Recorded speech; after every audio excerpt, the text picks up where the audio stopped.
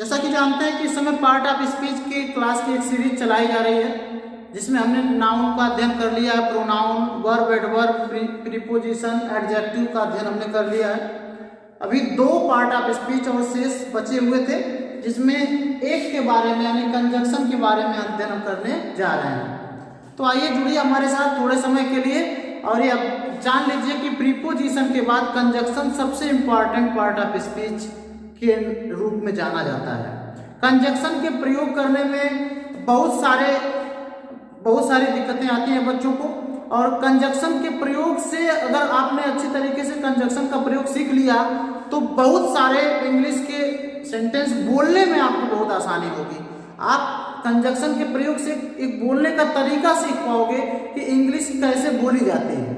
तो आइए बेटा स्टार्ट करते हैं आज का क्लास। सबसे पहले कंजक्शन होता क्या है? तो कंजक्शन कंज्वाइन से बना हुआ है। कंज्वाइन नामक शब्द से कंजक्शन बना हुआ है, जिसका मतलब होता है जोड़ना।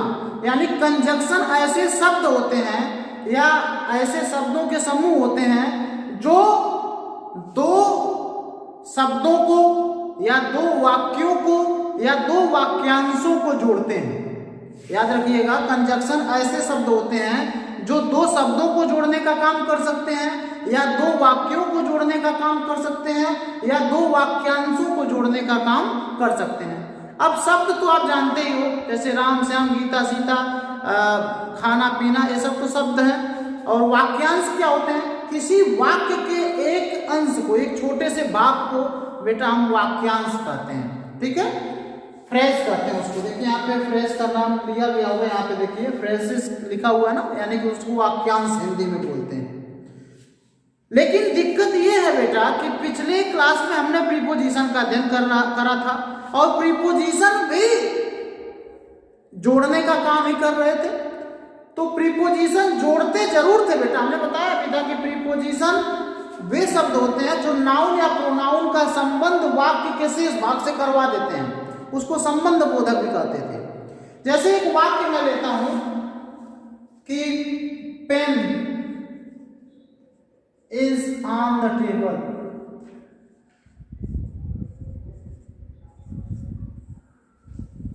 या इस दूसरा वाक्य लेते हैं ही इज इन दिल्ली, क्योंकि हमारा जाना पहचाना ही इज इन दिल्ली। देखिए बेटा, अब इसमें इन क्या था? ये भी एक ऐसा शब्द था जो इसको और इसको जोड़ रहा था। तो इसको प्रीपोजिशन क्यों कहा गया? हमने क्या कहा कि ये जो कंजक्शन होते हैं ऐसे शब्द होते हैं जो किन्हीं 2 शब्दों को जोड़ते हैं, या 2 वाक्यों को जोड़ते हैं, या 2 वाक्यांशों को जोड़ते हैं। याद रखिएगा, जैसे आपने बेटा एक एग्जाम्पल हमने लिया है, मोहन एंड सुमन। अब ये एंड क्या कर रहा है? ये एंड क्या कर रहा है बेटा? ये मोहन और सुमन को जोड़ रहा है। Mohan and Suman can not read English. Mohan और सुमन इंग्लिश नहीं पढ़ सकते हैं। तो मोहन और सुमन को जोड़ने का काम किया ये एंड कंजक्शन है। ठीक, Sohan did as he said. Sohan वही किया एज ही सेड, जैसा कि उसे कहा गया, जैसा कि वह कहा, जैसा कि वह कहा। अब सोहन डिड एक सेंटेंस है और ही सेड एक सेंटेंस है, इसको किसने जोड़ा? इस एज ने जोड़ दिया। एज कंजक्शन है। ठीक है बेटा, तो कंजक्शन का परिभाषा क्या होता है? ए वर्ड और वर्ड्स। अब वर्ड या वर्ड्स क्यों कहा गया? कभी कभी एक शब्द के जैसे होते हैं, कभी कभी शब्दों के समूह के रूप में होते हैं। जैसे बेटा as, like as soon as, आपने नाम सुना होगा ना, एज सुन एज। अब ये देखिए, ये भी कंजक्शन है। तो ये क्या है? शब्दों का समूह है। इसीलिए कहा गया ए वर्ड और वर्ड्स विच ज्वाइंस 2 वर्ड्स। एक शब्द या शब्दों का समूह जो 2 शब्दों को जोड़ता है, आर 2 फ्रेजेस अथवा 2 वाक्यांशों को जोड़ता है, आर 2 कंप्लीट सेंटेंस अथवा 2 पूर्ण वाक्य को जोड़ता है, पूरे वाक्य को जोड़ता है, इज कॉल्ड कंजक्शन। उसे हम कहते हैं बेटा कंजक्शन। यानी कि ऐसा शब्द या शब्दों का समूह जो 2 शब्दों को जोड़े, 2 वाक्यांशों को जोड़े, या 2 पूरे वाक्यों को जोड़े, उसको हम कहते हैं कंजक्शन। तो हम बता रहे थे बेटा कि कंजक्शन और प्रीपोजिशन में क्या डिफरेंस होता है। तो यहाँ पे वाक्य लिखा है हमने, ही इज इन दिल्ली, वह दिल्ली में है। ठीक, यहाँ पे ये इसको जोड़ने का काम नहीं कर रहा है। इन क्या कर रहा है बेटा, इसका संबंध है। देखिए यहाँ पे मोहन और सोहन में कोई संबंध नहीं है। मोहन और सोहन इंग्लिश नहीं पढ़ सकते हैं, तो मोहन और सोहन को केवल एंड जोड़ दे रहा है। लेकिन इन क्या कर रहा है, ही का संबंध दिल्ली से जोड़ रहा है। यानी कि जो प्रीपोजिशन होते हैं वो संबंध बनाते हैं। जैसे book is on the table. अब यहां पे देखिए किताब मेज पर है, तो ये ऑन क्या कर रहा है, किताब का संबंध मेज पर से जोड़ दे रहा है। किताब कहां, मेज पर है, इसका घनिष्ठ संबंध बनवा रहा है ऑन। तो प्रीपोजिशन संबंध जोड़ता है, लेकिन जो कंजक्शन होता है वो केवल जोड़ता है, संबंध से कोई लेना देना नहीं। किसी को भी जोड़ देगा वो, जिसका कोई रिश्ता नहीं, कोई संबंध नहीं है। जैसे आप मोहन और सोहन को जोड़ दे रहा है, Sohan did as he said, यहाँ एज किसी के साथ रिश्ता थोड़ी बनवा रहा है। यहाँ पर देखिए किताब मेज पर है, यानी किताब और मेज का घनिष्ठ संबंध है, वो यहीं पर है, उसी पर है, उसका रिश्ता है। वह दिल्ली में है, वह का संबंध दिल्ली से है, जिसको इन बता रहा है। तो प्रीपोजिशन संबंध बनाता है बेटा, यानी संबंध को जोड़ता है। और कंजक्शन केवल दो शब्दों को, दो वाक्यांशों को या दो वाक्यों को बिना किसी संबंध के ही जोड़ने का काम करता है। तो ये रहा बेटा कंजक्शन की परिभाषा, और ये रहा कंजक्शन और प्रीपोजिशन में डिफरेंस। उम्मीद करते हैं कि पार्ट ऑफ स्पीच का मजा आप खूब ले रहे होंगे और अच्छी तरीके से आप समझ पा रहे होंगे। और ये याद रखिए, अगर प्रीपोजिशन कंजक्शन तैयार हो गया तो मोस्टली इंग्लिश स्पीकिंग में आपको बड़ा लाभ मिलने वाला है। ठीक है बेटा, तो इसको नोट करिए, इसकी परिभाषा को समझ लिया है कि कंजक्शन ऐसे शब्द होते हैं या शब्दों के समूह होते हैं जो दो वाक्यों, दो वाक्यांशों या दो शब्दों को जोड़ने का काम करते हैं बिना किसी संबंध के। ठीक है बेटा, अब पढ़ते हैं काइंड्स ऑफ कंजक्शन, यानी कंजक्शन कितने प्रकार के होते हैं। तो देखिए बेटा, कंजक्शन मुख्य रूप से दो प्रकार के होते हैं। एक होता है कोऑर्डिनेटिंग कंजक्शन और एक होता है सबऑर्डिनेटिंग कंजक्शन। अब कोऑर्डिनेटिंग कंजक्शन क्या होता है, तो ध्यान से हमारी बात को सुनिएगा। कंजक्शन का ऐसा क्लास आप कहीं आपको नहीं मिलने वाला है, या ध्यान से सुनिएगा हमारी बात को कि कोऑर्डिनेटिंग कंजक्शन क्या होता है। सबसे पहले क्लूज के बारे में आपने पढ़ा होगा, क्लूज उपवाक्य। ठीक है बेटा, ये क्या होते हैं, वाक्य के एक कह सकते हैं कि कभी कभी ऐसा देखा जाता है कि एक बड़े से वाक्य में ना दो वाक्य होते हैं। जैसे इसी में देखिए ही ट्राइड मेनी टाइम्स, ठीक, एक वाक्य हो गया, बट अब ही फेल्ड ईच टाइम, वो हर बार असफल रहा। यहाँ पे आपको दिखाई दे रहा है ना, एक अगर कहा जाए इतना हिस्सा क्या है, तो इस वाक्य का ये अभी वाक्य है, ये अभी वाक्य है, तो ये दोनों उपवाक्य होंगे। ठीक है, एक वाक्य के एक भाग है तो उपवाक्य होंगे। बात समझने का प्रयास करिए, ये पूरा सेंटेंस है और ये अभी सेंटेंस है, ये अभी सेंटेंस है, तो इसको हम क्लूज बोलेंगे, इसको हम क्लूज बोलेंगे। ठीक है बेटा, वैसे ही यहाँ पर भी देखिए एज सून एज सी सा, जैसे ही वह देखी, द स्नेक माने सांप को, सी क्राइड वो चिल्लाई। अब सी क्राइड एक वाक्य है और ये भी एक वाक्य है, दोनों मिलाकर एक बड़ा सा वाक्य बनाते हैं, तो ये क्लूज है बेटा। ठीक है ना, यानी कि वो भी वाक्य के अंदर के एक वाक्य होते हैं, ऐसे समझिए। क्लूज क्या होते हैं बेटा, एक बड़े से वाक्य के अंदर छोटे छोटे वाक्यों को क्लूज बोलते हैं। ठीक है, तो क्लूज दो प्रकार के होते हैं, कोऑर्डिनेट क्लूज और सबऑर्डिनेट क्लूज। अब कोऑर्डिनेट क्लूज क्या होते हैं, जो स्वयं में स्वतंत्र हो, जो किसी दूसरे उपवाक्य पर आश्रित न हो, उसे हम कहते हैं कोऑर्डिनेट क्लूज। इसको इसलिए समझा रहा हूं बेटा क्योंकि कोऑर्डिनेटिंग कंजक्शन को समझने के लिए कोऑर्डिनेट क्लूज को समझना आवश्यक है। तो कोऑर्डिनेट क्लूज क्या होते हैं बेटा, क्लूज क्या होते हैं, वाक्यों के अंदर के वाक्य, वाक्यांश में फर्क होता है, फ्रेज दूसरा होता है, वो एक वाक्य का हिस्सा होता है, लेकिन क्लूज एक पूरा वाक्य होता है, लेकिन वो एक वाक्य के अंदर का वाक्य होता है। ठीक है बेटा, तो क्लूज दो प्रकार के होते हैं, कोऑर्डिनेट क्लूज और सबऑर्डिनेट क्लूज। कोऑर्डिनेट क्लूज क्या होता है, कोऑर्डिनेट क्लूज वे क्लूज होते हैं बेटा जो किसी दूसरे क्लूज पर निर्भर नहीं होते, डिपेंड नहीं होते, उनको निराश्रित उपवाक्य भी बोल सकते हैं हिंदी में, निराश्रित, जो किसी पर आश्रित न हो, नॉन डिपेंडेंट भी बोल सकते हैं। जैसे यहाँ पर देखिए ही ट्राइड मेनी टाइम्स, एक वाक्य पूरा हो गया, but he failed each time, लेकिन वह हर बार असफल रहा। वह अनेक बार प्रयास किया, अपने आप में पूर्ण है। अगर इधर वाला मिटा भी दें तब भी अपने आप में पूर्ण है। आपको एहसास हो रहा होगा किसी पे निर्भर नहीं है। He tried many times, वह अनेक बार प्रयास किया, अपने आप में पूर्ण। इतना बोलोगे तब भी ठीक है। But he failed each time, वह हर बार असफल रहा, ये भी अपने आप में पूर्ण है। तो जो किसी दूसरे उपवाक्य पर निर्भर नहीं है, ये कोऑर्डिनेट क्लूज है, ये भी कोऑर्डिनेट क्लूज है, ठीक है ना। लेकिन कोऑर्डिनेट क्लूज दो प्रकार के होते हैं, एक प्रिंसिपल होता है उसमें, ठीक है बेटा। तो इसमें इधर वाला प्रिंसिपल जो पहला वाला वाक्य है, ये प्रिंसिपल कोऑर्डिनेट क्लूज है, लेकिन है दोनों कोऑर्डिनेट क्लूज। कोऑर्डिनेट क्लूज क्या होते हैं, जो दूसरे क्लूज पर डिपेंड नहीं होते। अब यहां पर देखिए इस वाक्य को, as soon as she saw the snake, जैसे ही वह सांप देखी। अब आपको लग रहा होगा कि इसके आगे और कुछ है, अभी इतना वाक्य पूरा नहीं हुआ, इसके बाद अभी और कुछ कहना है। तो अगर इतना ही मैं बोलूं कि जैसे ही उसने सांप देखा या जैसे ही वह सांप देखी, तो आप जरूर कहोगे ये पूरा नहीं है, ये अभी किसी और पर डिपेंड है। तो इसी को हम कहते हैं सबऑर्डिनेट क्लूज। ये सबऑर्डिनेट क्लूज है, ये अपने आप को पूरे में निर्भर नहीं है। जब इसको जोड़ोगे ना तब ये पूरा होगा, ठीक है ना बेटा। इसको जोड़ोगे यानी ये वाला इस पर डिपेंड करता है। तो as soon as she saw the snake, जैसे ही वो सांप देखी, she cried, वो चिल्लाई। यह वाला वाक्य इस पर डिपेंड करता है, इसीलिए सबऑर्डिनेट क्लूज है, ठीक है ना बेटा।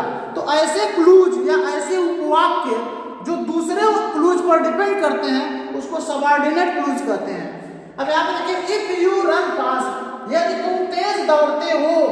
अब देखो उसके आगे लग रहा है कि अभी कुछ बात और है, यानी यह इस पर डिपेंड करता है। इफ यू रन फास्ट, यदि तुम तेज दौड़ते हो, अब लग रहा है कुछ आगे विशेष है। You will catch the train, तब तुम ट्रेन को पकड़ सकते हो। तो इसको कहेंगे सबऑर्डिनेट क्लूज है, क्योंकि यह इस पर डिपेंड करता है, इसके बिना यह अधूरा है। लेकिन यहाँ पर दोनों अपने आप में पूर्ण है। He tried many times, वो अनेक बार प्रयास किया, पूरा हो गया। But he failed each time, लेकिन वो हर बार असफल रहा, यह भी पूरा हो गया। ये कोऑर्डिनेट क्लूज है। तो ऐसे कंजक्शन जो दो कोऑर्डिनेट क्लूज को जोड़ते हैं, याद रखिए, ऐसे कंजक्शन जो दो कोऑर्डिनेट क्लूज को जोड़ते हैं। कोऑर्डिनेट क्लूज क्या होता है, मैं बार बार समझाऊंगा बेटा आपको, आप गुस्साइए, मैं समझाऊंगा। कोऑर्डिनेट क्लूज क्या होता है, ऐसे क्लूज जो अपने आप में पूर्ण है, और जो अपने आप में पूर्ण है उनको कोऑर्डिनेट क्लूज कहते हैं। और ऐसे दो कोऑर्डिनेट क्लूज को जो कंजक्शन जोड़ता है ना, उसको हम कहते हैं कोऑर्डिनेटिंग कंजक्शन। जैसे यहाँ पर बट है, बट कोऑर्डिनेटिंग कंजक्शन है, क्योंकि यह क्या कर रहा है, दो पूर्ण वाक्यों को जोड़ रहा है, ठीक है ना बेटा। और ऐसे कंजक्शन जो सबऑर्डिनेट क्लूज को जोड़ता है, उसको हम सबऑर्डिनेटिंग कंजक्शन कहते हैं। जैसे as soon as, if, ये सब सबऑर्डिनेटिंग कंजक्शन है। बातें समझ में आई बेटा। कंजक्शन कितने प्रकार के होते हैं, कंजक्शन दो प्रकार के होते हैं। कोऑर्डिनेटिंग कंजक्शन वे होते हैं जो पूर्ण उपवाक्यों को जोड़ते हैं, और सबऑर्डिनेटिंग कंजक्शन वो होते हैं जो आश्रित उपवाक्यों को जोड़ते हैं। आश्रित उपवाक्यों को जो जोड़ते हैं, जो दूसरे पर डिपेंड होते हैं, ऐसे उपवाक्यों को जोड़ते हैं, ठीक है बेटा। उम्मीद करते हैं आपको बहुत ही अच्छी तरीके से हमारी जो लॉजिक है वो समझ में आ रही होगी। इसको मुख्य कंजक्शन दो प्रकार के होते हैं, एक कोऑर्डिनेटिंग कंजक्शन, एक सबऑर्डिनेटिंग कंजक्शन। कोऑर्डिनेटिंग कंजक्शन में कंजक्शन होते हैं जिसके जो उपवाक्य होते हैं, जो क्लूज होते हैं, वो कोऑर्डिनेट होते हैं, यानी कि आश्रित नहीं रहते, वो निराश्रित रहते हैं, ठीक है ना बेटा। अब जैसे देखिए, कोऑर्डिनेटिंग कंजक्शन कई प्रकार के होते हैं। कोऑर्डिनेटिंग कंजक्शन अनेक प्रकार के होते हैं, जिसमें पहला है क्यूमुलेटिव कंजक्शन। अभी सबऑर्डिनेटिंग को तो छोड़ दीजिए, अभी कोऑर्डिनेटिंग को पढ़ लीजिए। कोऑर्डिनेटिंग क्या होता है, जो ऐसे उपवाक्यों को जोड़ता है जो किसी पर डिपेंड ना हो, ठीक है बेटा। तो उसमें सबसे पहला कंजक्शन है क्यूमुलेटिव कंजक्शन, जिसको संयोजक कहते हैं, जोड़ने वाला क्यूमुलेटिव कंजक्शन। अब देखिए यहाँ पे लिखा है she is noble and kind too. वह क्या है, नोबल मतलब श्रेष्ठ है और दयालु है। अब नोबल और श्रेष्ठ को जोड़ने का काम किसने किया, एंड संयोजक का काम कर रहा है, दो पूर्ण शब्दों को जोड़ रहा है। तो ये बेटा हमारा हो जाएगा क्यूमुलेटिव कंजक्शन, ठीक है। अब आप सोच रहे होंगे कि इसको कोऑर्डिनेटिंग कंजक्शन क्यों कहा गया है? क्यों कहा गया? इसलिए कि इसमें कंजक्शन के आने से क्या हो जा रहा है, कोऑर्डिनेट क्लूज बन जा रहा है। तो ऐसे कंजक्शन जिसके जुड़ने से कोई भी कोऑर्डिनेट क्लूज का निर्माण होता है ना, उसको कोऑर्डिनेटिंग कंजक्शन कहते हैं। तो यहाँ पे क्युमुलेटिव कंजक्शन हमने कहा कि संयोजक का काम करते हैं, दो शब्दों को जोड़ने का काम करते हैं, जैसे यहाँ पर एंड है। दूसरा वाक्य पढ़िए, trust in God and do the right, भगवान में बिलीव करो, इतना अपने वाक्य में एक पूर्ण वाक्य है, और डू द राइट, और सही करो। अब इन दोनों पूर्ण वाक्यों को किसने जोड़ा? एंड ने जोड़ा। तो इसलिए ये क्या हो गया, कोऑर्डिनेटिंग कंजक्शन, और जोड़ने का काम कर रहा है। जोड़ने का अगर काम करेगा कंजक्शन तो उसको क्युमुलेटिव कहेंगे, ठीक है ना। अभी हम देखेंगे कि अलग अलग जगह कंजक्शन का अलग अलग काम होता है बेटा। तो यहाँ पे जोड़ने का काम कर रहा है, इसलिए क्युमुलेटिव कंजक्शन होगा। तीसरा देखिए, Neeru as well as Sushma is proud. अब एज वेल एज की खूबसूरती आप देखिए। एज वेल एज का मतलब क्या होता है? एज वेल एज का मतलब होता है बेटा साथ साथ, याद रखिएगा। एज वेल एज का प्रयोग कहाँ किया जाता है? जहां साथ साथ कहना हो। जैसे कि यहाँ कहा जाएगा Neeru as well as Sushma is proud, यानी कि नीरू के साथ साथ सुषमा भी घमंडी है। नीरू के साथ साथ सुषमा भी घमंडी है। अब एक बहुत ही प्यारा सा मैं बात बताना चाहता हूं। आप सोच रहे होंगे सर जी यहाँ पर एंड का प्रयोग क्यों नहीं किया? एज वेल एज का मतलब और नहीं होता, याद रखिएगा, और नहीं होता, याद रखिएगा, और नहीं होता। तो आप पूछेंगे सर जी और एंड और एज वेल एज में अंतर क्या है? क्या यहाँ पर यह भी कहा जा सकता है कि Neeru and Sushma is proud, Neeru और सुषमा घमंडी है? क्यों एंड नहीं कहा गया, क्यों एज वेल एज कहा गया?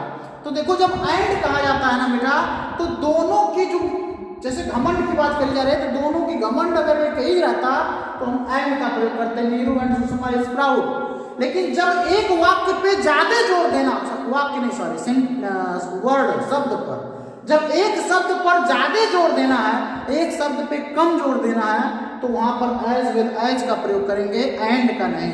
जैसे यहाँ ये कहा जा रहा है कि Neeru as well as Sushma, Neeru और यहां तक कि सुषमा भी उस पर ज्यादा जोर दे रहा है, इज प्राउड, घमंडी। ठीक है बेटा, एज वेल एज और एंड का फर्क समझे ना, यही मेरे पढ़ाने का मकसद है कि मैं फर्क समझा सकूं, कहाँ एज वेल एज लगाना है, कहाँ एंड लगाना है। अभी और एग्जांपल एज वेल एज का मैं दूंगा। यहाँ पे देखिए कुछ हमने कंजक्शन को, इसको मिटाते हैं बेटा, यहाँ पे हमने कुछ कंजक्शन को लिख दिया है, क्युमुलेटिव कंजक्शन को, जो जोड़ने का काम करते हैं। जैसे एंड हुआ, आल्सो हुआ, एज वेल एज हुआ, नाउ हुआ, टू हुआ, नो लेस देन हुआ, ये सब क्युमुलेटिव कंजक्शन है, जो दो वाक्यों को या दो शब्दों को या दो वाक्यांशों को जोड़ते हैं। तो इसको नोट कर लीजिए बेटा। एज वेल एज के कुछ उदाहरण मैं और देता हूं।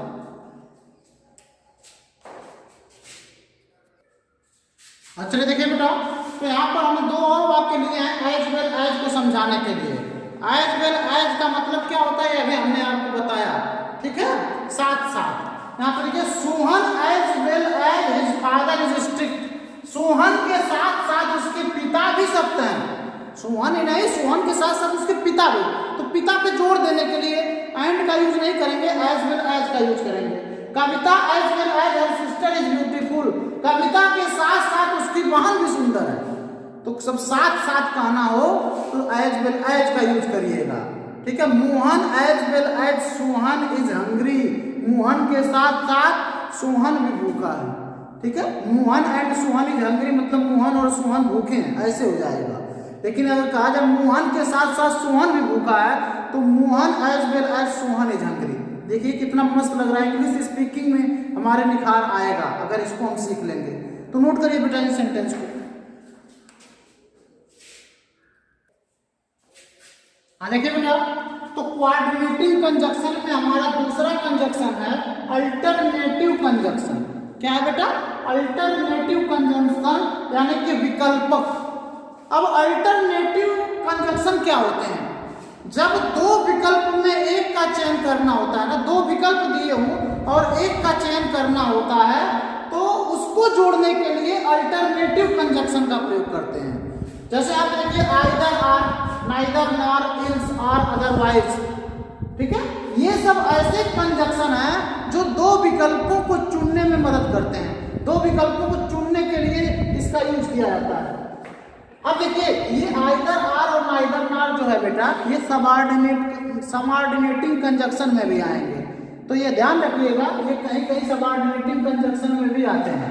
ठीक है, उसकी चर्चा जब मैं सबऑर्डिनेटिंग कंजक्शन पढ़ाऊंगा अभी थोड़ी देर के बाद तो मैं करूंगा जरूर। फिलहाल देखिए वाक्यों को, कहता either work hard or go forward, या तो कठिन परिश्रम करो या, अब देखो दो विकल्प दे दिया है, या तो कठिन परिश्रम करो, ऐसे तुम भी कुछ बोल सकते हो, या तो आम खाओ या तो यहां से भाग जाओ। ठीक है ना, either eat mango or go forever. ठीक है ना, तो वही कहता है बेटा आइदर वर्क हार्ड, या तो कठिन परिश्रम करो, आर गो फॉरएवर। तो क्या आप ऐसे भी ऐसे खुद से सेंटेंस नहीं बोल सकते हैं? बिल्कुल बोल सकते हैं, अगर प्रयास करोगे तो। वही तो कह रहा है, प्रीपोजिशन और कंजक्शन आपके इंग्लिश स्पीकिंग को काफी बेहतर बना देने वाले, अगर आप बोलना चाहते हो तो, इच्छा है तो कहता है either work hard or go forever, या तो कठिन परिश्रम करो या तो चले जाओ। तो दो विकल्प दिया है बेटा, इनको जोड़ने के लिए आइदर, इसीलिए डाट डाट डाट लगाकर आर लगाया गया है। आइदर लिखा जाएगा, कुछ और लिख दिया जाएगा, एक विकल्प, उसके बाद आर लगाकर दूसरा विकल्प लिख दिया जाता है। इस तरह इसका यूज किया जाता है। और दूसरा एल्स का, यू मस्ट रन फास्ट, तुम्हें अवश्य तेज दौड़ना चाहिए, इल्स अन्यथा you will miss the train, तुम अपनी ट्रेन खो दोगे। तो यहाँ पे भी दो विकल्प है, या तो तेज दौड़ो या तो ट्रेन खो। अब इसको इल्स के द्वारा जोड़ा गया है, अन्यथा कह सकते हैं यू मस्ट रन फास्ट, तुम्हें तेज दौड़ना चाहिए, इल्स अन्यथा you will miss the train, तुम अपनी ट्रेन मिस कर दोगे। ठीक है बेटा, तो जब अन्यथा के लिए यूज करना है तो इल्स का यूज करोगे, लिखते जाना, इसका यूज कहाँ करना है। आगे देखिए सी मस्ट बी, ये आर तो आप अच्छी तरीके से जानते हो, अथवा के लिए यूज किया जाता है। ये इसकी हिंदी लिखना बेटा कि कौन किसके लिए यूज किया जाएगा। जैसे हमने कहा कि साथ के लिए एज विल एज का यूज किया जाता है, तो याद रखिएगा साथ के लिए एज विल एज का यूज किया जाता है। यानी कि सी मस्ट बी, उसे अवश्य रोना चाहिए, आर सी विल डाई, अथवा वो मर जाएगी। तो देखिए यहाँ पे भी दो विकल्प था, उसे रोना चाहिए या मरे, दो काम, या तो रोए या तो मरे, भाई दो विकल्प है। तो सी मस्ट बी, उसे अवश्य रोना चाहिए, अथवा सी विल डाई, वो मर जाएगी। ठीक है बेटा, तो ये अथवा के लिए, ये अन्यथा के लिए, ये या तो के लिए ये आइदर आर, नाइदर नॉर का ना तो, और इल्स अन्यथा आर का प्रयोग भी अथवा के लिए किया जाता है। तो ये सब बेटा अल्टरनेटिव कंजक्शन है, और इसका यूज हम करते हैं जब दो विकल्प में से एक को चुनने के लिए दिया जाता है, उसको जोड़ने के लिए अल्टरनेटिव कंजक्शन का यूज करते हैं। कोऑर्डिनेटिव कंजक्शन में जो तीसरा टाइप का कंजक्शन है वो है एडवर्सेटिव कंजक्शन, यानी विरोध दर्शक। ठीक है ना, जो विरोध, आधे वाक्य का दूसरा वाला पार्ट विरोध करता है। ठीक है ना, थोड़े से वाक्य के भाग का दूसरा वाला भाग विरोध दर्शाता है, और विरोध दर्शाने में भूमिका कौन निभाता है? कंजक्शन निभाता है। ठीक है ना बेटा, अब जैसे देखिए उदाहरण से ही समझा जा सकता है। सबसे पहले मैं बट का यूज बता रहा हूँ, बट, फिर उसके बाद एट का बताऊंगा। ठीक है ना बेटा, बाकी सब आप थोड़ा थोड़ा समझ लीजिएगा। बट का मैं विस्तार पूर्वक बता रहा हूँ क्योंकि बट बहुत ही इंपॉर्टेंट और अक्सर यूज होता है। बट का मतलब लेकिन ही नहीं होता है, याद रखिएगा, बट का केवल एक ही मतलब नहीं होता, लेकिन इसका मतलब सिवा भी होता है, सिवा या बजाय भी कह सकते हैं। ठीक है ना, एक्सेप्ट, तो सिवा, जैसे यहाँ पे देखिए आई कैन ईट एवरीथिंग, मैं सब कुछ खा सकता हूं सिवाय प्याज के, बट ओनियन। अब देखो ये कह रहा है सब कुछ खा सकता हूं, फिर इधर बट कह रहा है कि प्याज नहीं खा सकता हूं। इसका मतलब क्या हुआ बेटा कि ये बट ने विरोध पैदा कर दिया। ठीक है ना, तो ऐसे कंजक्शन जो विरोध उत्पन्न कर देते हैं उसको हम कहते हैं एडवर्सेटिव कंजक्शन या विरोध दर्शक। ओके, अब देखिए कोई भी काम अगर ऐसा कहना, ऐसा वाक्य बोलना है, मैं सब कुछ कर सकता हूं लेकिन वहां जा नहीं सकता, तो बट का यूज करके आप बोल सकते हो। ठीक है ना, जैसे यहां पे मैंने लिखा है एवरीवन प्रत्येक लोग बट सौरभ हैज प्लेड, सिवाय सौरभ के, बट सौरभ मतलब सिवाय सौरभ के, सिवाय सौरभ के सभी लोग खेल चुके हैं, हैज लगा हुआ मतलब चुके हैं, तो बट सौरभ का मतलब सिवाय सौरभ के एवरीवन हैज प्लेड, सब खेल चुके हैं। अगला आप देखिए, आई लाइक एवरीथिंग, मैं सब कुछ पसंद करता हूँ बट आइसक्रीम, सिवाय आइसक्रीम के। अब गुस्साइएगा मत, हो सकता है आपको पसंद हो, मुझे नहीं पसंद है, तो मैंने लिख दिया आई लाइक एवरीथिंग, मैं सब कुछ पसंद करता हूँ बट आइसक्रीम, सिवाय आइसक्रीम के। ओके बेटा, तो उम्मीद करते हैं कि बट का प्रयोग आपको समझ में आया होगा। बट का मतलब सिवाय, I like everything but reading, मैं सब कुछ पसंद करता हूँ सिवाय पढ़ने के, पढ़ाई मुझे अच्छी नहीं लगती। I like everything but T, मैं सब कुछ पसंद करता हूँ सिवाय चाय के। ऐसे आप लिख सकते हो, बट लगा के सिवा के लिए आप लिख सकते हो। इसको नोट करिए बेटा। अब पढ़ते हैं एट का यूज। देखिए बेटा, अब यहाँ पे एडवर्सेटिव कंजक्शन यानी विरोध दर्शक है, इसमें हमने बट का यूज बता दिया है, अब एट का यूज बताते हैं। देखिए ये सभी कंजक्शन ऐसे हैं जो विरोध उत्पन्न करते हैं। एट मतलब होता है बेटा फिर भी, एट का मतलब क्या होता है, फिर भी। जब कहीं फिर भी यूज करना है तो आप एट यूज कर सकते हो। जैसे देखिए लिखा आई एम ए डॉक्टर, मैं एक डॉक्टर हूँ, एट मीन्स फिर भी बिलीव इन गॉड, में भगवान में विश्वास करता हूँ। तो देखो डॉक्टर होते हुए भी भगवान में विश्वास करता है, विरोध है एक दूसरे का, तो एट का यूज किया सकता है। यू आर लीडर, तुम नेता हो, एट यू भी हैव सो गुड बैड, यहाँ पे ऐसा नहीं रहेगा बेटा, तो यू आर लीडर, तुम नेता हो, एट यू भी हैव सो बैड, फिर भी तुम इतना बुरा व्यवहार करते हो। तो नेता का काम है अच्छा व्यवहार करना, फिर भी बुरा कर रहा है, तो एट का यूज किया जा रहा है, यानी विरोध हो रहा है। तो विरोध दर्शक शब्दों का यूज ऐसे ही किया जाता है कि जहां पर एक वाक्य के दो हिस्सों में विरोध करवाना हो और उनको जोड़ना है, तो वहां पर विरोध दर्शक कंजक्शन का यूज किया जा सकता है। जैसे बट और एट का यूज मैं बता दिया, कुछ और यूज भी बता देता हूं, आप इसको पहले नोट करिए।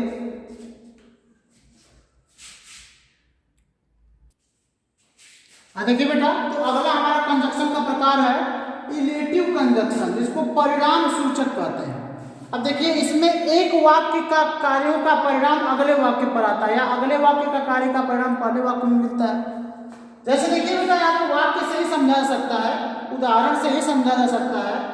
यहाँ पे इलेटिव कंजक्शन के रूप में फार का यूज होता है, देयरफॉर का यूज होता है, फार मीन्स के लिए, ठीक है ना, क्योंकि भी यूज किया जाता है, फार मीन्स क्योंकि, सॉरी यहाँ पे फार का यूज किया जाएगा क्योंकि के लिए, क्योंकि यह वो आर है तो क्योंकि के लिए यूज होगा। देयरफॉर माने इसलिए, सो मीन्स भी इसलिए होता है। अब आप सोच रहे होंगे कि सो मीन्स भी इसलिए होता है, देयरफॉर मीन्स इसलिए होता है, किसका यूज करेंगे? तो बहुत ज्यादा अंतर नहीं, आप दोनों यूज कर सकते हैं, आपकी मर्जी है। सो थोड़ा सा इनफॉर्मल वे में यूज होता है, मतलब बोलचाल की भाषा में सो का यूज ज्यादा होता है, इनफॉर्मल, और अगर लिखने की भाषा में यूज करना हो तो अधिकतर देयरफॉर का यूज होता है। तो याद रखिएगा, सो इनफॉर्मल है, देयरफॉर फॉर्मल यूज है। बाकी इसलिए के लिए दोनों आप लगा सकते हो, और थोड़ा सा अंतर है जो अभी मैं बताऊंगा। और देन मतलब तब, तब का यूज होता है, तब के बाद भी कारण इशू होता है। तो परिणाम सूचक कंजक्शन, जैसे यहाँ पे पहला सेंटेंस है, ही इज ए राइटर, वह एक लेखक है, सो ही वांट्स मोर बुक, इसलिए वह अधिक किताब चाहता है। अब वह लेखक है इस कारण से, सो माने कारण जो बताए, ये क्या बताता है? कारण। तो ही इज ए राइटर, वह एक लेखक है, सो ही वांट्स मोर, ये परिणाम बताता है ना, वह किताब ज्यादा क्यों चाहता है? किसका परिणाम है? इसका परिणाम है कि वह एक लेखक है, इसका परिणाम है कि वह किताब ज्यादा चाहता है। तो इसीलिए इसको परिणाम सूचक कहते हैं, जो परिणाम को बताने लगे। यू विल श्योरली पास, तुम निश्चित ही पास होगे, हार मीन्स क्योंकि, यू वर्क हार्ड, तुमने कठिन परिश्रम किया है, भाई तुम पास क्यों होगे? किसका परिणाम है? इसका परिणाम है ये, क्योंकि तुमने कठिन परिश्रम किया है, कठिन परिश्रम किए हो तो इसलिए पास हो गए, भाई परिणाम मिलेगा उसका। अगला इट इज रेनिंग हैवीली, तो बहुत तेज बरसात हो रही है, देयरफॉर इसलिए you should take your umbrella, तुम्हें अपना छाता लेना चाहिए। तुम्हें छाता क्यों लेना चाहिए? किसका परिणाम है? तो इट इज रेनिंग हैवीली, क्योंकि तेज बरसात हो रही है, इसके कारण इसको अम्ब्रेला लेना चाहिए। तो परिणाम के रूप में यूज होता है बेटा। और यहाँ पर it is time to take rest, आराम करने का समय है, so let us go home, घर क्यों जाना चाहिए, कहता है इसलिए आओ घर चले। तो घर क्यों चले, क्योंकि इसका परिणाम है कि क्योंकि आराम का समय हो गया है। तो इसमें आप देखे होंगे एक सेंटेंस का एक पार्ट सेंटेंस के दूसरे पार्ट का परिणाम है, ठीक है बेटा, और इनको जोड़ने का काम जो कंजक्शन करता है तो उसको हम कहते हैं रिलेटिव कंजक्शन या परिणाम सूचक कंजक्शन। याद रखिएगा 12वीं के और 11वीं के विद्यार्थी कि सिंथेसिस में बेटा इसका यूज सबसे ज्यादा होता है, सिंथेसिस में इसका यूज सबसे ज्यादा होता है, ठीक है ना बेटा। तो चलते हैं बेटा अब अगले कंजक्शन की तरफ, इसको आप नोट कर लीजिए। देखिए बेटा, तो अब कंजक्शन का दूसरा प्रकार है, जैसे कि आपने कोऑर्डिनेटिंग कंजक्शन के बारे में पढ़ लिया, वो 4 प्रकार के लगभग थे। अब यहाँ पे आ गया सबऑर्डिनेटिंग कंजक्शन, जो कंजक्शन का दूसरा मेन पार्ट है, ठीक है ना। अब मैंने सबऑर्डिनेटिंग कंजक्शन क्या होता है इसको तो आपको समझाया है, जो आश्रित उपवाक्यों को जोड़ते हैं या ऐसे उपवाक्यों को जोड़ते हैं जिनके बिना अगला वाला उपवाक्य अधूरा है। जैसे यहाँ देखिए बेटा, इसमें कहता है, इसमें भी कई पार्ट आपको पढ़ने हैं। जैसे टाइम के लिए कौन कौन से कंजक्शन यूज होते हैं, तो टाइम के लिए when, whenever, till, until, before, after, since, while, as soon as long as, just as, ये सब कंजक्शन टाइम बताने के लिए यूज होते हैं। जैसे यहाँ पे वाक्य देखिए लिखा है when I called on her, जैसे ही मैंने कॉल किया, उसके पास कॉल किया, शी वाज स्लीपिंग, वह सो रही, जब मैं उसके पास कॉल किया वह सो रही थी। तो जब समय बता रहा है कि जब मैं कॉल किया ना उसके पास तब वो क्या कर रही, सो रही थी। समझ में आ रहा होगा कि व्हेन क्या कर रहा है, यहाँ पे व्हेन कंजक्शन है। अब आप सोच रहे होंगे सर जी व्हेन तो पहले आया हुआ है, तो ये वाक्य को कैसे जोड़ रहा है। तो जरा इसके बिना वाक्य पढ़कर देखिए कि ये दोनों वाक्य जुड़ रहे हैं क्या। आई कॉल्ड ऑन हर, मैंने कॉल किया, शी वाज स्लीपिंग, वह सो रही थी। तो दोनों वाक्य जुड़े नहीं जुड़े, अगर व्हेन को पढ़ोगे तभी जुड़ेंगे। तो कंजक्शन का यूज पहले भी हो सकता है और बाद में भी हो सकता है, लेकिन वह जोड़ने का काम तब भी करता है, याद रखिएगा।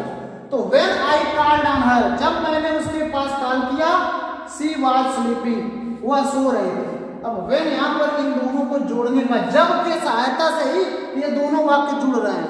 और ये देखिए सेंटेंस को देखिए, अगर मैं इतना भर पढ़ूं तो ये अधूरा है।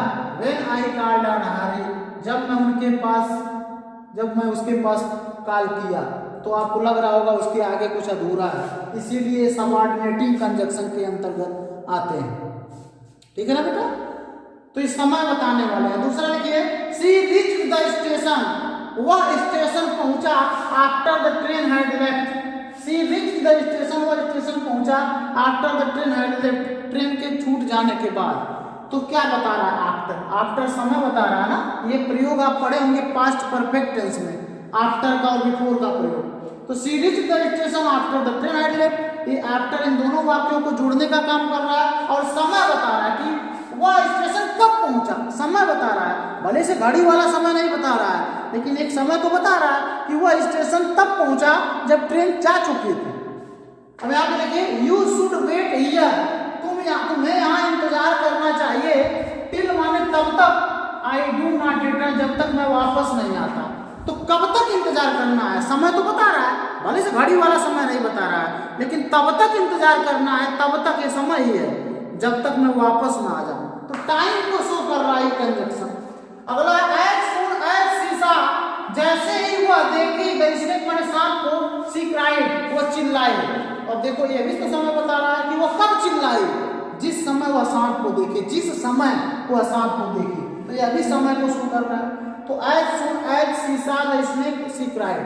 अब यहाँ पे आपको क्या ध्यान देना है, आपको ये ध्यान देना है कि व्हेन का प्रयोग कैसे किया जा रहा है, आफ्टर का प्रयोग ये तो आप कर लोगे, लेकिन यहाँ पर टिल का प्रयोग कैसे किया गया तब तक के लिए। और एज सून एज सबसे इंपॉर्टेंट है, as soon as she saw the snake, she cried. तो इसको मैं थोड़ा विस्तार पूर्वक बताता हूँ, आप पहले इसको नोट करिए।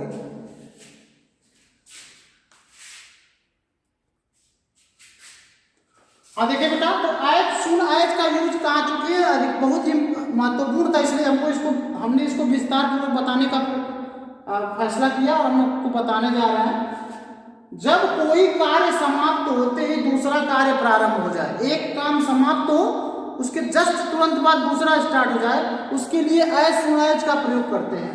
जैसे you will be given your cheque, you will be given, तुम्हें तुम्हारा चेक दिया जाएगा as soon as I arrive, जैसे ही मैं पहुंचता हूं। You will be given your cheque, तुम्हें तुम्हारा चेक मिल जाएगा, दिया जाएगा।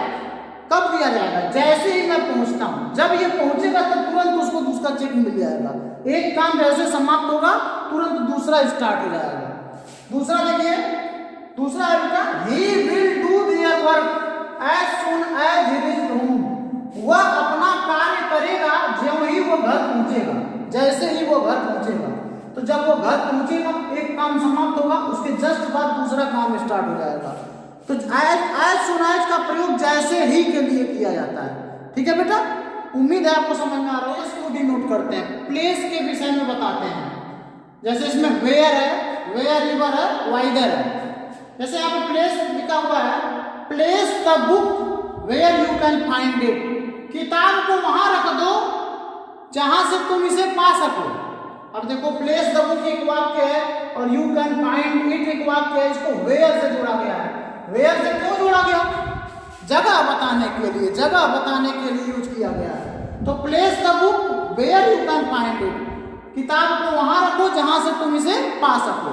तो जगह बताने के लिए जब कंजक्शन का यूज होता है तो उसको और वो कंजक्शन अगर ऐसे वाक्यों के लिए यूज होता है जो अभी अधूरे हैं या जो दूसरे पर डिपेंड करते हैं, तो सबऑर्डिनेटिंग कंजक्शन के अंतर्गत आते हैं प्लेस बताने के लिए।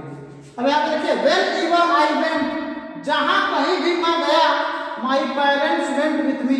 अब जहां कहीं भी मैं गया, ये पूरा वाक्य तो है ना, जहां कहीं भी मैं गया अभी अधूरा है, इसके आगे वाला ये वाक्य, इसीलिए सबऑर्डिनेटिंग कंजक्शन के अंतर्गत आ रहा है। तो वेयर एवर किसके लिए यूज हो रहा है? जगह बताने के लिए। जहां कहीं भी मैं गया, my parents went with me, मेरे माता पिता मेरे साथ आए, तो इसलिए वेन एवर का यूज किया गया प्लेस के लिए। ठीक है बेटा, सबऑर्डिनेटिंग कंजक्शन में अगले कंजक्शन आते हैं कारण को बताने के लिए। किसको बताने के लिए? कारण को। और ये बहुत इंपॉर्टेंट होते हैं। जैसे होता है सिंस, बिकॉज, एज, दैट। अब देखिए इसका यूज कैसे करते हैं। एज का यूज किया जाता है जैसा कि, किसके लिए बेटा? जैसा कि।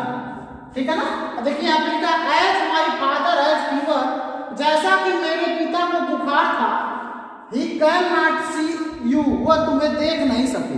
अब देखिए, जैसे कि अगर आपको ऐसा कहना है, जैसा कि मेरे पास पैसा नहीं था, मैं कार नहीं खरीद सका, तो जैसा कि यूज के लिए एज का यूज किया जाता है। तो as my father has fever, he cannot see you, जैसा कि मेरे पिता के पास बुखार था या मेरे पिता को बुखार था, वो तुमको देख नहीं सके। तो ये सारे जो कंजक्शन है बेटा, वो किसके लिए यूज होते हैं? कारण बताने के लिए यूज होते हैं। किसको लिए यूज होते हैं? कारण बताने के लिए। अब आपने पढ़ा था कि कारण बताने के लिए कोऑर्डिनेटिंग कंजक्शन का भी यूज होता है। जी हाँ, बिल्कुल सही। लेकिन उसमें वाक्य पूरे होते थे, दोनों वाक्य एक दूसरे पर डिपेंड नहीं होते थे। यहाँ पर देखिए, as my father has fever, जैसा कि मेरे पिता को बुखार था। अब ये पूरा वाक्य तो नहीं है ना बेटा, ध्यान से समझने का प्रयास करिए। ये पूरा वाक्य नहीं है, ये अधूरा है, इसीलिए इसको सबऑर्डिनेटिंग कंजक्शन के अंतर्गत रखा गया है। तो एज का प्रयोग कैसे करते हैं? जैसा कि के लिए। दूसरा है संगीता पास बिकॉज, संगीता पास हो गई क्योंकि। अब देखिए, क्योंकि कारण बताने के लिए, क्योंकि। अब संगीता पास बिकॉज शी वर्क हार्ड, उसने कठिन परिश्रम किया। यहाँ पे सिंस का प्रयोग बड़े मजेदार होता है। सिंस का प्रयोग, देखिए बेटा, सिंस का प्रयोग बड़ा मजेदार है। सिंस का प्रयोग चूंकि के लिए किया जाता है। किसके लिए? चूंकि। जैसे देखिए, सिंस आई वाज सिक, चूंकि मैं बीमार था, सिंस आई वाज सिक, चूंकि मैं बीमार था, आई कुड नॉट डांस, मैं नाच नहीं सका। तो कारण बताने के लिए सिंस का यूज हो रहा है। चूंकि मैं बीमार था इसलिए मैं नाच नहीं सका। सिंस आई वाज पुअर, चूंकि मैं गरीब था, चूंकि के लिए सिंस का यूज होगा। Since I was poor I could not by A car, चूंकि मैं गरीब था इसलिए मैं कार नहीं खरीद सका। अब आप सोच रहे हैं पहले आया है तो कंजक्शन कैसे है, तो आप इसको हटा के पढ़ के देखिए, दोनों वाक्य जुड़ेंगे नहीं, इनको जोड़ कौन रहा है, ये एसेंस जोड़ रहा है, इसीलिए कंजक्शन है। ठीक है ना बेटा। तो एक कारण बताने वाले कंजक्शन और जगह बताने वाले प्रकार का हमारा कंजक्शन है सबऑर्डिनेटिंग कंजक्शन में, पर्पज को बताने वाले कंजक्शन, यानी ऐसे कंजक्शन जो किसी भी वाक्य में उद्देश्य को बताते हुए दो अलग अलग शब्दों या वाक्यों या वाक्यांशों को जोड़ते हैं। जैसे यहाँ पे देखिए बेटा, ये जो हमारे कंजक्शन होते हैं जो पर्पज को बताते हैं वो होते हैं that, so that, in order that और लिस्ट। ठीक है, दैट होता है, सो दैट होता है, इन ऑर्डर दैट होता है और लिस्ट होता है। इसमें दैट को तो आप अच्छी तरीके से जानते हैं, अक्सर यूज में आता है। ठीक है, वह वहां गया कि वह बीमार पड़ गया। बहुत सारे ऐसे एग्जाम्पल मिलेंगे जहां पे दैट का यूज होता है। जैसे यहाँ पे देखिए, यहाँ पे सो दैट का यूज हुआ है, वी ईट, हम खाते हैं, सो दैट, यहाँ पर सो दैट का यूज हुआ है और ये सो दैट का यूज होता है ताकि के लिए। याद रखिएगा, हिंदी में इसका अर्थ ताकि होगा और ताकि के लिए इसका यूज होता है। तो वी ईट, हम खाते हैं, सो दैट, ताकि, वी मे रिमेन हेल्दी, ताकि हम स्वस्थ रह सकें। तो आप ध्यान से अगर पढ़ेंगे इस वाक्य को तो ये लगेगा कि ये जो पहला काम हो रहा है ना, इस कारण से हो रहा है क्योंकि दूसरा काम हो। ठीक है, यानी कि पहला कार्य दूसरे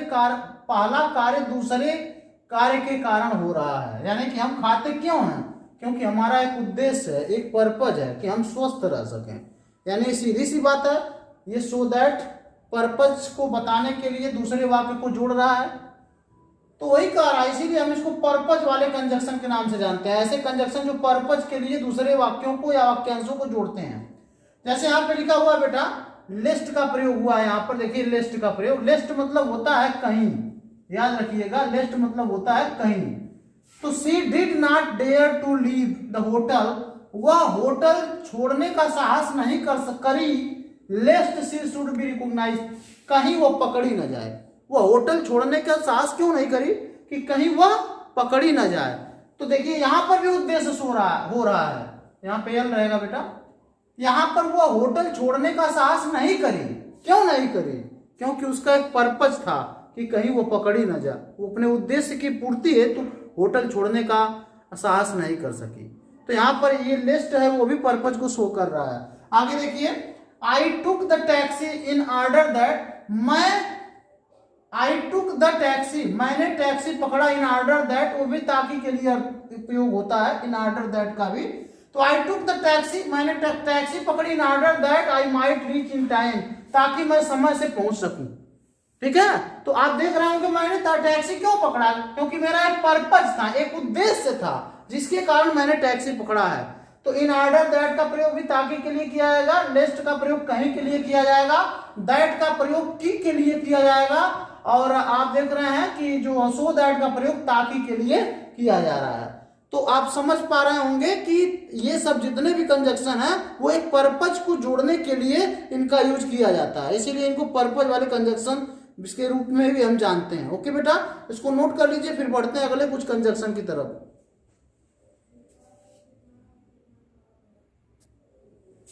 हाँ देखिए बेटा, तो अगले प्रकार के कंजक्शन है रिजल्ट को शो करने वाले, यानी परिणाम को बताने वाले। परिणाम के लिए दो शब्दों, वाक्यों या वाक्यांशों को जोड़ने वाले कंजक्शन है। तो इसको अगर पढ़ेंगे तो ये है सो dot dot dot that, such dot dot dot that. तो अभी आप पीछे सो दैट का प्रयोग पढ़कर आ रहे हो, ठीक है बेटा, लेकिन ये वो वाला सो दैट नहीं है बेटा। यहाँ पर सो दैट पास नहीं है, सो पहले लिखा जाएगा, उसके बाद डॉट डॉट डॉट करके तब दैट लगेगा, यानी कुछ और बीच में शब्द आएंगे उसके बाद दैट लगेगा। उसी प्रकार सच लगेगा, उसके बाद कुछ वर्ड आएंगे, उसके बाद दैट का प्रयोग होगा।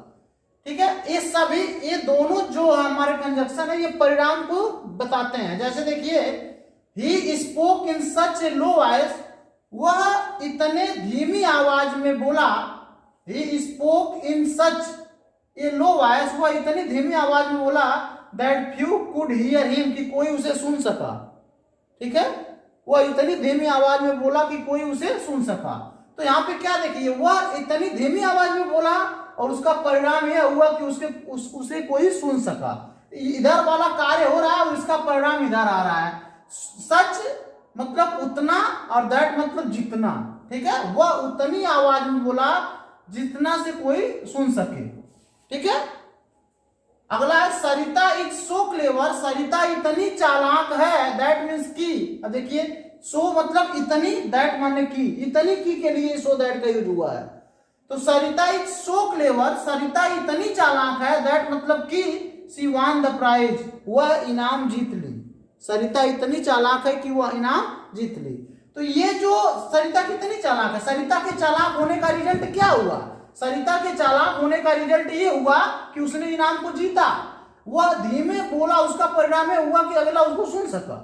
तो यहां पर क्या देख रहे हैं कि परिणाम को व्यक्त किया जा रहा है। इन कंजक्शन के माध्यम से एक कार्य के परिणाम को उससे, उस कार्य से जोड़ दिया जा रहा है। जो काम हो रहा है उसका परिणाम को इस कंजक्शन के माध्यम से जोड़ा जा रहा है। वैसे इस वाक्य में जो काम हो रहा है, कविता चालाक है, उसका परिणाम है कि वह इनाम जीती, और इन दोनों सेंटेंस को इस सो दैट से जोड़ दिया गया।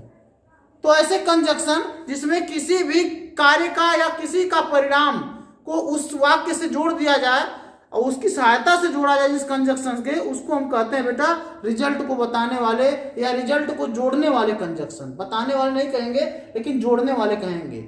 ठीक है, इसको भी आप नोट कर लीजिए, सो दैट और सच दैट का यूज।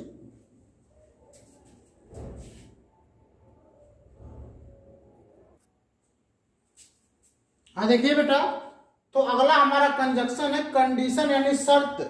जब शर्त को जोड़ने के लिए, ठीक है, शर्त और उसके रिजल्ट को या शर्त और उसके कारण को जोड़ने के लिए जिस कंजक्शन का यूज किया जाता है उसको हम शर्त बताने वाले कंजक्शन के नाम से जानते हैं।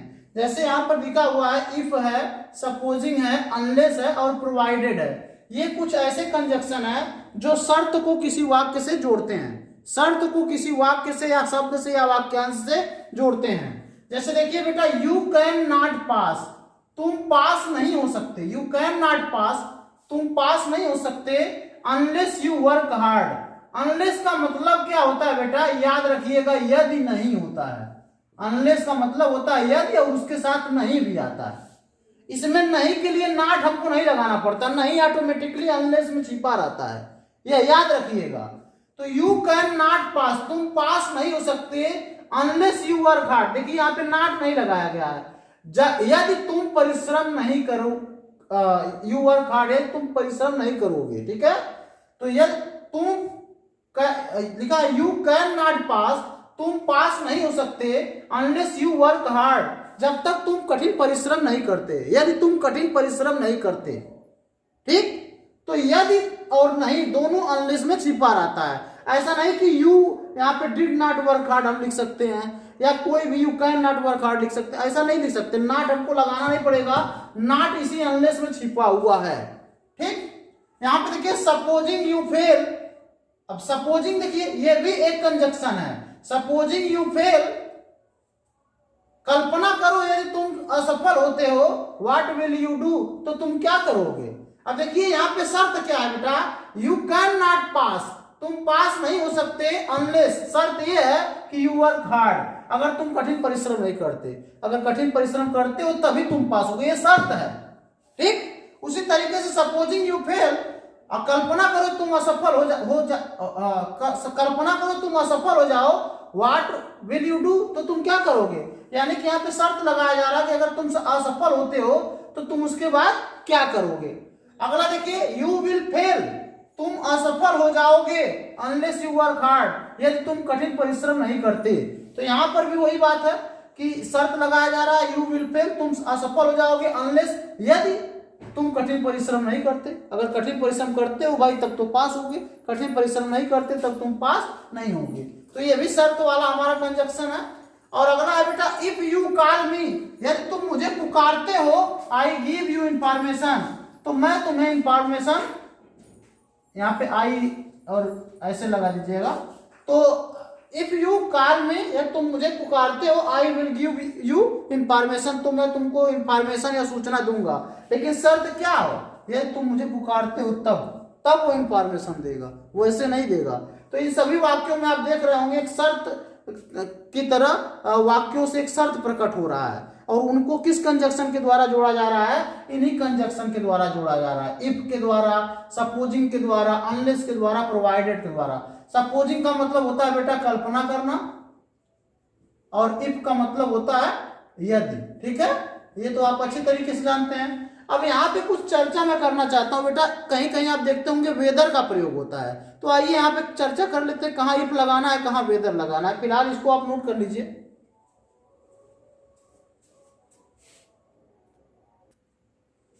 देखिए बेटा, तो यहाँ पे हम दो सेंटेंस लिए हुए हैं और इन सेंटेंस के माध्यम से आपको बताने का प्रयास करते हैं कि कहाँ पर हमको इफ का यूज करना चाहिए और कहाँ पर वेदर का यूज करना चाहिए। जैसे इस वाक्य को पढ़ते हैं, इफ यू कॉल मी, तुम मुझे पुकारते हो, I will give you information, तो मैं तुमको सूचना दूंगा। तो यहाँ पर एक शर्त है, एक कंडीशन है। तो जब एक कंडीशन को शो करना हो ना बेटा, एक कंडीशन यानी एक शर्त को शो करना हो, तो हम वहां पर इफ का प्रयोग यदि के लिए करते हैं। ठीक है, अब यहाँ पे आई हैव टू डिसाइड, मुझे निर्णय करना है कि whether I should go market, कि मैं मार्केट जाऊंगा या नहीं। तो जब हमारे पास दो ऑप्शन को शो करना है, देखिए यहाँ वेदर लगा हुआ ना, वेदर का मतलब दोनों ऑप्शन है कि मैं मार्केट जाऊंगा या नहीं। और यहाँ पर ऐसा नहीं था, इफ यू कॉल मी, तुम मुझे पुकारते हो, केवल एक कंडीशन है, आई विल गिव, अगर तुम मुझे पुकारते हो तब तो मैं तुम्हें इंफॉर्मेशन दूंगा, अगर तुम मुझे नहीं पुकारते तो इंफॉर्मेशन नहीं दूंगा। लेकिन यहाँ पर जब देखिए दो कंडीशन है, जा भी सकता है और नहीं भी जा सकता है। क्यों? क्योंकि कह रहा आई हैव टू डिसाइड, मुझे निर्णय करना है कि whether I should go market, कि मैं मार्केट जाऊं या ना जाऊं, या मुझे मार्केट जाना चाहिए या नहीं जाना चाहिए। तो वेदर में या और नहीं दोनों आ जाता है, कि मतलब जाना चाहिए और जाना नहीं चाहिए, या करके दोनों आ जाता है, ये याद रखिएगा। तो वेदर के प्रयोग और इफ के प्रयोग में थोड़ा डिफरेंस है बेटा, इसको नोट कर लीजिए।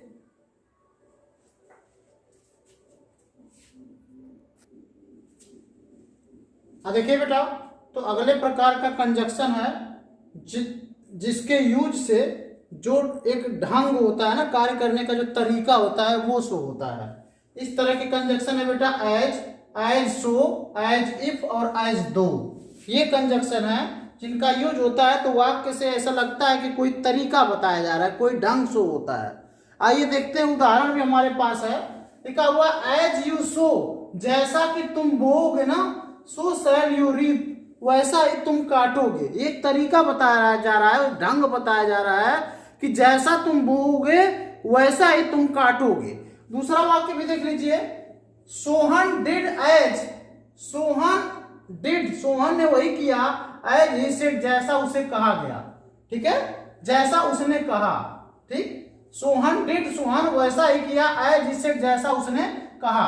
तो एक तरीका बताया गया सोहन को और सोहन ने वैसा ही किया। तो एज का प्रयोग किस लिए हुआ? एक तरीका बताने के लिए। सोहन डिड, सोहन ने ऐसा ही किया, एक तरीका ऐसा, एज ही सेड, जैसा उसने कहा। ठीक है बेटा, तो ये मैनर यानी ढंग बताने वाले कुछ कंजक्शन थे। आगे देखिए, कंपैरिजन यानी तुलना को कुछ कंजक्शन शो करते हैं। जैसे एज हो गया, as dot dot dot as, यहाँ पे कुछ वर्ड आएंगे, so as, so dot dot dot as है, यहाँ पे कुछ वर्ड आएंगे और देन है।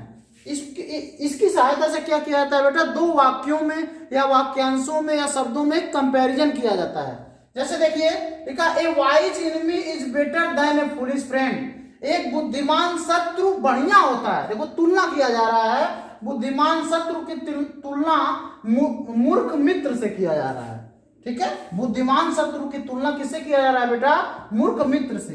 तो क्या कहा जा रहा है? ए वाइज एनिमी, एक बुद्धिमान शत्रु, is better than A foolish friend, बहुत अच्छा होता है एक मूर्ख मित्र से। यानी कि बुद्धिमान शत्रु मिलना ठीक है, लेकिन मूर्ख मित्र मिलना बेहतर नहीं है। ठीक है, तो तुलना किया जा रहा है किसके माध्यम से? देन के माध्यम से।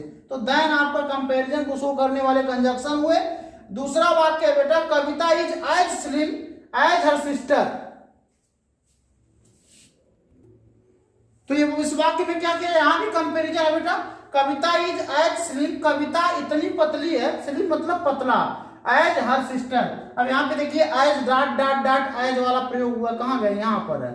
इस कंजक्शन का यूज करके दो कविता और उसकी बहन में कंपैरिजन किया जा रहा है। क्या किया जा रहा है? कविता इज एज स्लिम, कविता उतनी पतली है, एज हर सिस्टर, जैसा कि उसकी बहन है। यहाँ पे देखिए she is not so noble, वह उतना, देखो सो एज की सहायता से, so dot dot dot as यहाँ पर है, इसकी सहायता से भी हम कंपैरिजन कर सकते हैं। कैसे, आइए देखिए, she is not so noble, वह इतना श्रेष्ठ नहीं है, एज सी अपीयर, जैसा कि वह प्रतीत होता है। तो यहाँ पे भी तुलना करी जा रही है, केवल एक ही इंसान की तुलना करी जा रही है कि वह उतना श्रेष्ठ तो नहीं है जितना कि उसे, जैसा वह प्रतीत होता है। अपीयर का मतलब बेटा प्रतीत होना।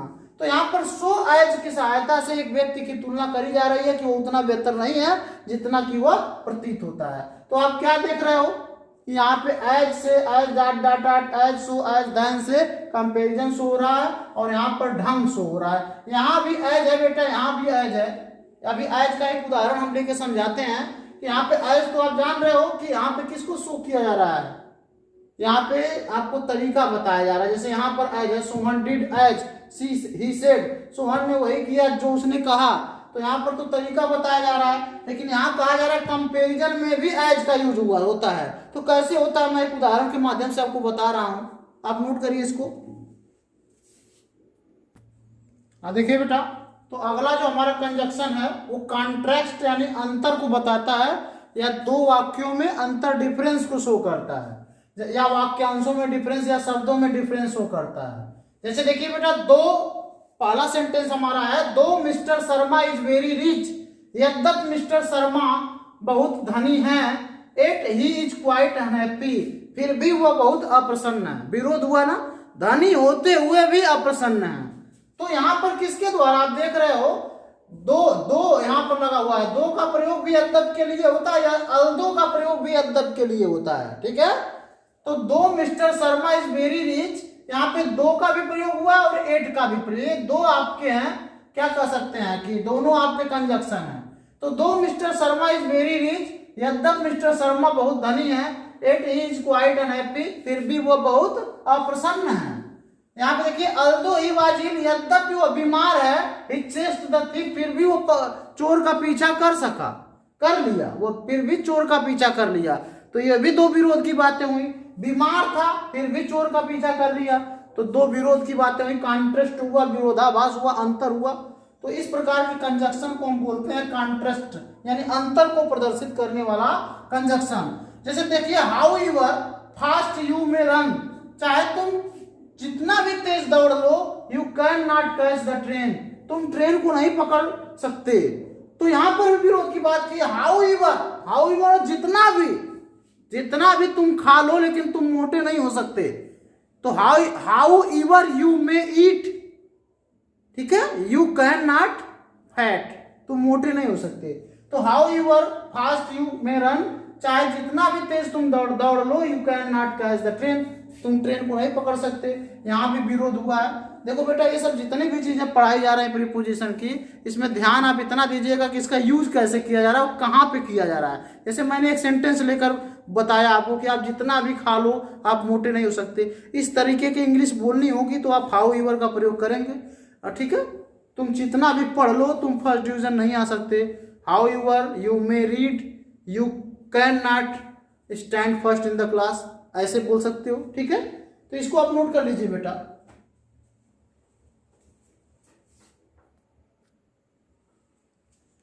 हाँ देखिए बेटा, तो जैसा कि हमने कंजक्शन पढ़ लिया है, कंजक्शन दो प्रकार के होते हैं, कोऑर्डिनेटिंग और सबऑर्डिनेटिंग। मुख्य रूप से मोस्टली बुक्स में बेटा कंजक्शन दो ही प्रकार का दिया हुआ है, लेकिन किसी किसी बुक्स में कंजक्शन का एक और प्रकार मिलता है, और उसी कंजक्शन में से थोड़े कुछ वर्ड को छांट के उन्होंने एक नया प्रकार बना दिया है, और उन्होंने उसका एक नाम दे दिया है कोरिलेटिव कंजक्शन। तो आइए हम आपको ये भी बता देते हैं कि कोरिलेटिव कंजक्शन क्या होते हैं।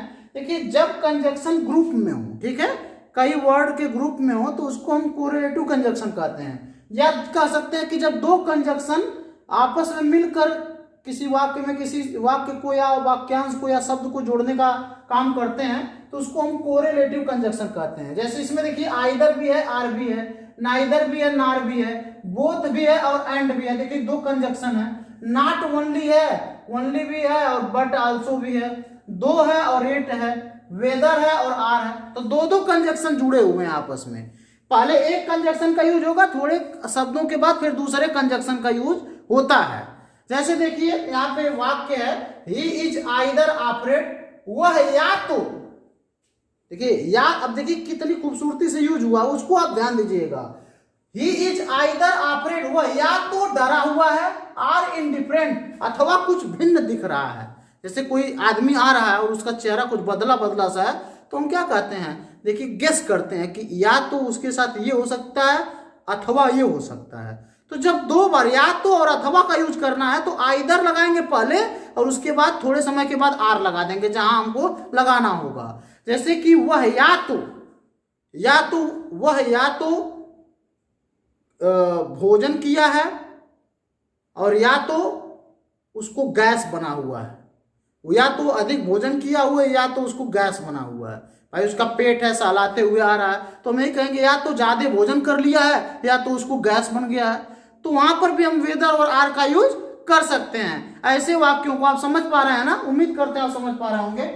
अगला है ही इज नाइदर यूजलेस। अब न तो का यूज करना है, तो ही जैसे यहाँ तो या तो का यूज, दोनों संभावना जताई जा रही थी, यहाँ पर दोनों संभावनाओं को नकारा जाना है, निग्लेक्ट करना है।